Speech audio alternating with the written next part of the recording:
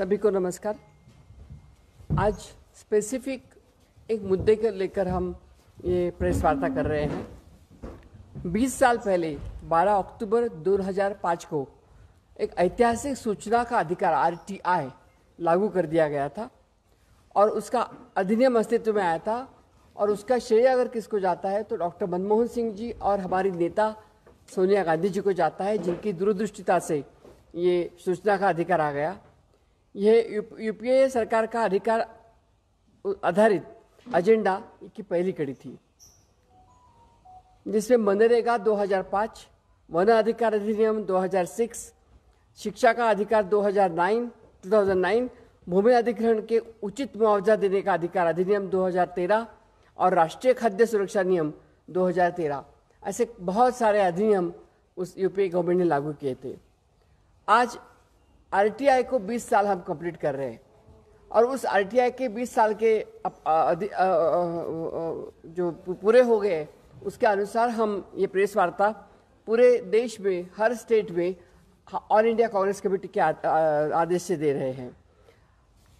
मैं विनती करना चाहूँगी हमारी प्रदेश अध्यक्षा वो उसके ऊपर थोड़ा प्रकाश डालें और उसके बाद में हमारे राष्ट्रीय प्रवक्ता कुलदीप सिंह राठौड़ ये उसकी विस्तार से जानकारी देंगे।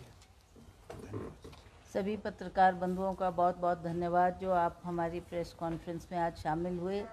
आप सभी जानते हैं, जैसा बहन रजनी पाटिल जी ने यहाँ पर आपको सारी जानकारी दी कि किस लिए हम ये प्रेस कॉन्फ्रेंस करने जा रहे हैं। आप जानते हैं हमारी लीडर श्रीमती सोनिया गांधी जी जो चेयरपर्सन थी यूपीए की, और डॉक्टर मनमोहन जैसी शख्सियत जो उस वक्त देश के प्राइम मिनिस्टर थे, उन्होंने गरीबों को देखते हुए, देश की गरीब जनता को ध्यान में रखते हुए जो ये एक्ट्स बनाए वो उनकी भलाई के लिए था। जैसा अभी इन्होंने आपको जानकारी दी, चाहे वो RTI एक्ट था, चाहे वो भूमि अधिग्रहण का सही मुआवजा मिलने की बात थी, चाहे वो शिक्षा की बात थी, चाहे फूड सिक्योरिटी एक्ट था। ऐसे ऐसे कुछ नियम बनाए थे ताकि हमारे जो बच्चे स्कूल में पढ़ते हैं उनको मुफ्त शिक्षा का प्रावधान भी सरकार ने किया था, ताकि हमारे बच्चों को अच्छी शिक्षा मिले, उनको अच्छा वातावरण मिले और वो अच्छे उसमें फले फूलें। तो ऐसी सोच रखते हुए डॉक्टर मनमोहन सिंह जी ने एक्ट लाया था। और ये जैसा इन्होंने कहा कि 12 अक्टूबर को 2005 में ये लागू हुआ था और इससे हज़ारों लोगों को बेनिफिट मिल रहा था। चाहे वो मनरेगा के तहत आप देखेंगे गांव-गांव में कितने लोगों को उसमें रोज़गार मिला, और लोग इस एक्ट को देखकर इनकी जो इन्होंने एक एजेंडा बनाया था उसको लेकर लोग उससे प्रभावित थे, क्योंकि ये लोगों को उनके भले के लिए बनाया गया था। आज जब से ये पिछली सरकार NDA की सरकार बनी है केंद्र में, आज वो किस तरीके से इसके साथ छेड़छाड़ कर रही है वो आप सभी जानते हैं कि इन एक्ट्स के तहत अब बहुत सी बातें छुपाई जाती है। जैसा मैं आपको एक उदाहरण दूं कि जो हमारे कोविड के टाइम बहुत से पेशेंट्स ऐसे थे जिनको ऑक्सीजन की कमी की वजह से उनकी जानें गई, और बहुत लोगों ने RTI के तहत ये जानकारी हासिल करने के लिए उसमें अपनी एप्लीकेशन लगाई। पर हमें दुख है कि उन्होंने उस एक्ट को उससे छेड़छाड़ करके वो जानकारी भी, सही जानकारी लोगों तक जाने नहीं दी। उसी तरह हमारे बहुत से और कार्यक्रम थे जो बड़े सुचारू रूप से लोगों को लाभ दे रहे थे, पर आज हमें लगता है कि ये सब बातें पीछे हटती जा रही है। तो इसके ऊपर हमारे नेशनल स्पोक्समैन कुलदीप जी हमारे बीच में बैठे हैं, ये आपको इसकी जानकारी देंगे।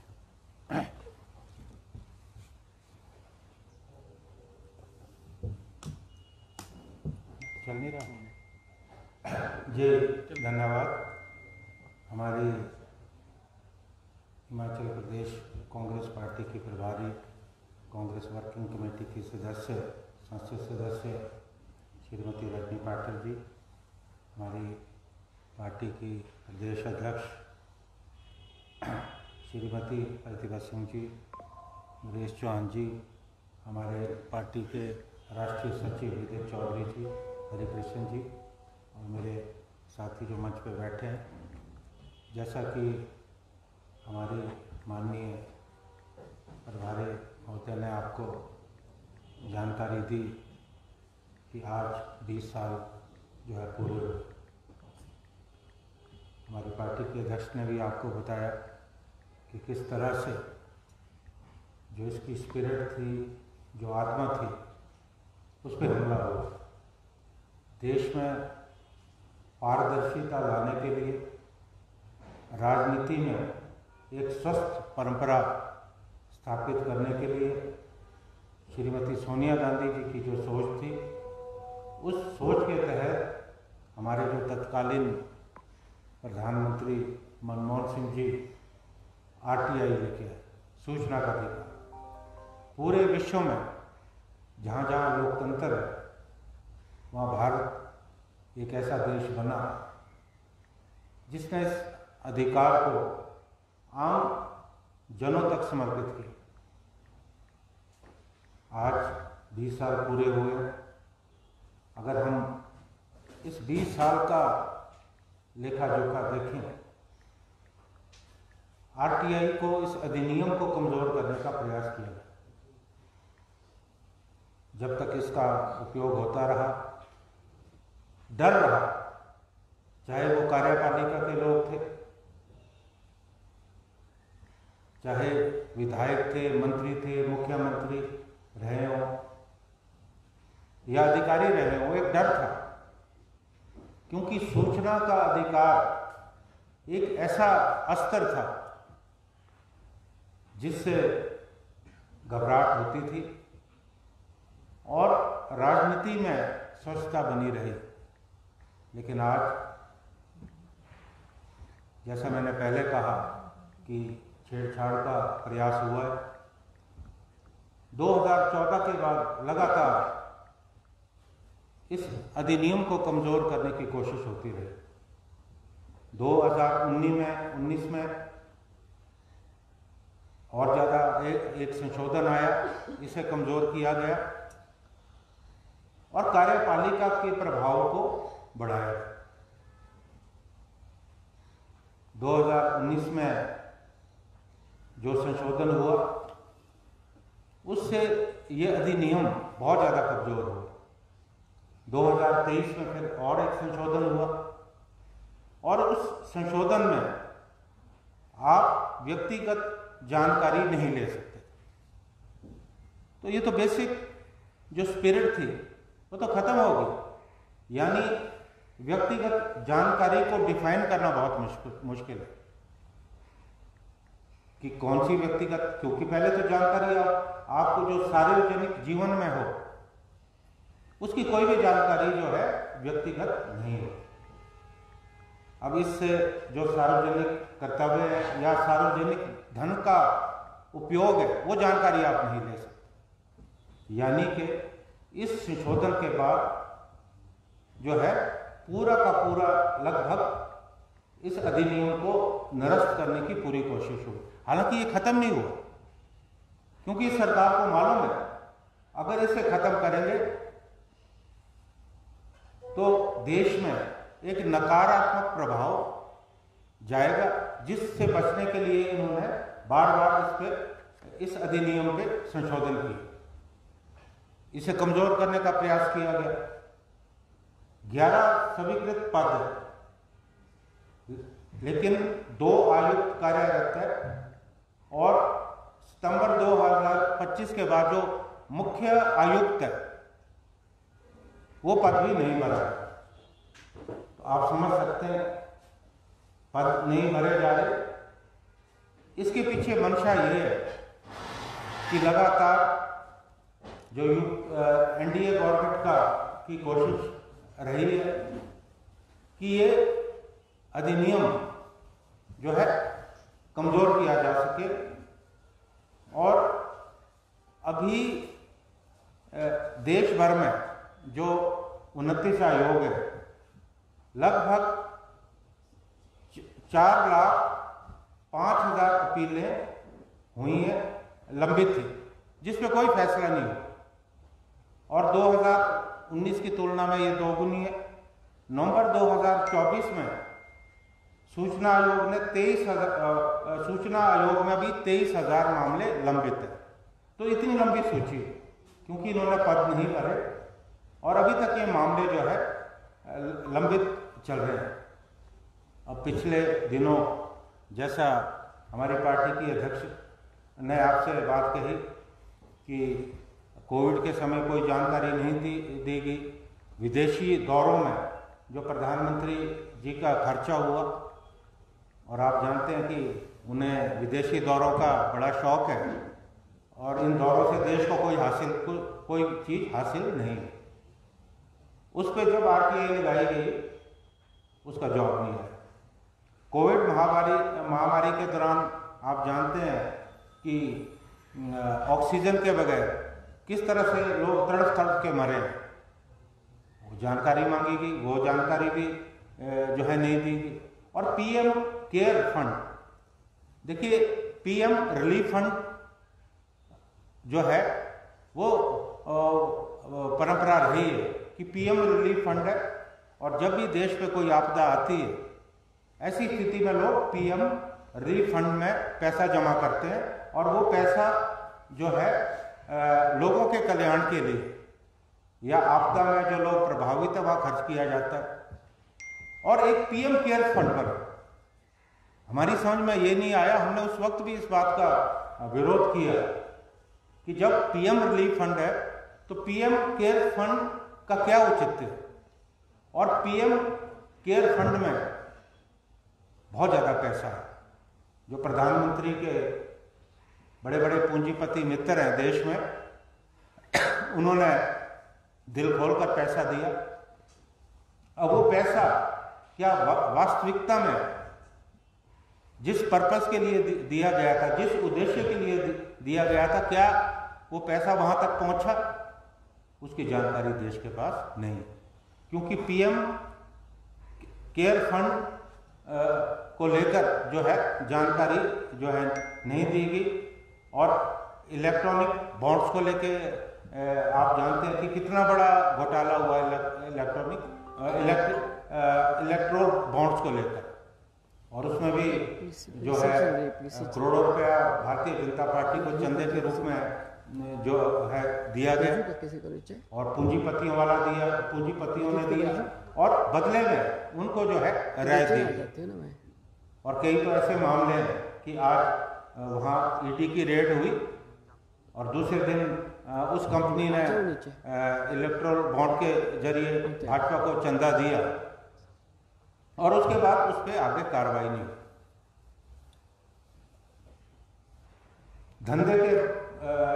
चंदे के बदले धंधा, ये बात उजागर हुई, उस बारे में भी कोई जानकारी नहीं देगी। और जब ये मामला सुप्रीम कोर्ट में गया और सुप्रीम कोर्ट में जब ये मामला गया, सुप्रीम कोर्ट के निर्देशों के बाद लोगों को पता लगा कि किन किन कंपनियों ने जो है भारतीय जनता पार्टी को चंदा दिया। और जब बात सामने आई, पूरे देश में हड़कंप मच गई कि किस तरह से कंपनियों ने जो है अपना जो काला धन है वो बॉन्ड्स के जरिए जो है उसे सफ़ेद करने का प्रयास किया। तो ये भी एक बहुत बड़ा मामला उजागर हुआ। और सबसे बड़ी बात क्या हुई कि जो RTI एक्टिविस्ट थे उन पर हमले हुए, उन्हें मारा गया। अब परिणामित शैला मसूद जो अवैध खनन को लेकर उन्होंने बार बार RTI लगाई, उनकी हत्या हुई। उसी तरह से सतीश शेट्टी जो भूमि घोटाले उनको उजागर करते थे, उनकी हत्या हुई। पूरे देश में एक माहौल बनाया गया कि जो RTI एक्टिविस्ट है उन पे हमले किए गए। उसके पीछे वजह ये थी कि डराया जाए ताकि कोई भी अपने इस संवैधानिक अधिकार को जो कांग्रेस पार्टी या UPA सरकार के समय में दिया गया था उसका उपयोग ना कर सके। तो आज पूरे देश में जो है माहौल जो है डर का बनाया गया। एक आपको याद होगा कि विसल ब्लोअर प्रोटेक्शन एक्ट पास हुआ, उस पर भी आज तक कोई भी कानून नहीं बना। एक्ट हो गया लागू, लेकिन उस पर आगे कार्रवाई नहीं। कुल मिलाकर ये जो सरकार, इस सरकार ने जो है इस अधिनियम को निरस्त करने का पूरा प्रयास किया और आज इस 20वीं वर्षगांठ पर कांग्रेस पार्टी ने निर्णय लिया कि हम पूरे देश में प्रेस वार्ता के जरिए लोगों तक ये जानकारी पहुंचाएंगे। और आज शिमला में श्रीमती रजनी पाटिल जी के माध्यम से हमने ये प्रेस कॉन्फ्रेंस की है। हमारी जो भारतीय राष्ट्रीय कांग्रेस की 6 प्रमुख मांगे जो मैं आपको पढ़ के आपके ध्यान में लाना चाहता हूँ। 2019 के संशोधनों को निरस्त कर सूचना आयोगों की स्वतंत्रता बहाल की जाए और आयुक्तों के लिए 5 वर्ष का निश्चित कार्यकाल व सुरक्षित सेवा शर्तें सुनिश्चित की जाए। दूसरा, डीपीडीपी अधिनियम की उन धारा 44(3) की समीक्षा व संशोधन किया जाए जो आरटीआई के जनहित उद्देश्यों को कमजोर करती है। तीसरा, केंद्र और राज्य आयोगों में सभी रिक्तियां पारदर्शी व समयबद्ध प्रक्रिया के माध्यम से तुरंत भरी जाए। चौथा, आयोग के लिए कार्य निष्पादन मानक तय किए जाएं और निपटान दर की सार्वजनिक रिपोर्टिंग अनिवार्य की जाए। पांचवा, विसल ब्लोअर प्रोटेक्शन अधिनियम को पूर्ण रूप से लागू कर आरटीआई उपयोगकर्ताओं और विसल ब्लोअर को सशक्त सुरक्षा प्रदान की जाए। 6, आयोग में विविधता सुनिश्चित की जाए। पत्रकारों, कार्यकर्ताओं, शिक्षाविदों और महिला प्रतिनिधियों को जो है शामिल किया जाए।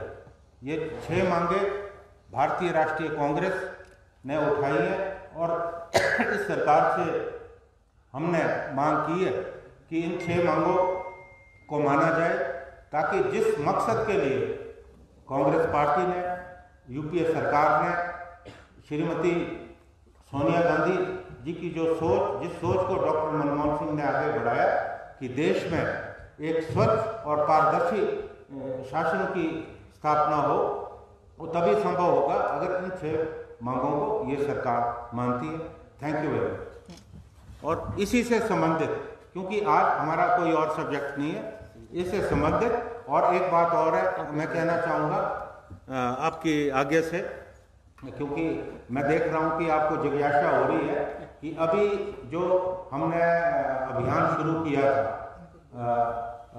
वोट चोर गद्दी छोड़, और कल ये ठेव क्षेत्र में भी गई और बहुत ज़्यादा उत्साह पूरे प्रदेश में, और अभी हमारे आधे से ज़्यादा हमारे पास आ चुके हैं। और अभी मैं आपको सूचना देना चाहता हूँ कि 2000 का टारगेट है। जयराम जी की कॉन्स्टिट्यूंसी में लगभग 3000 से ऊपर हो गए। Thank you very much. अच्छा, गवर्नर साहब, थैंक यू वेरी मच। हमसे जुड़े रहने के लिए हमारे YouTube चैनल को सब्सक्राइब करें और नई वीडियो की नोटिफिकेशन के लिए बेल आइकॉन को दबाएं। अगर आप ये वीडियो Facebook पर देख रहे हैं तो लाइक जरूर करें और ज्यादा से ज्यादा शेयर करें। इसी तरह के और भी अपडेट्स के लिए फॉलो करें हमारा Instagram पेज himachal.ke।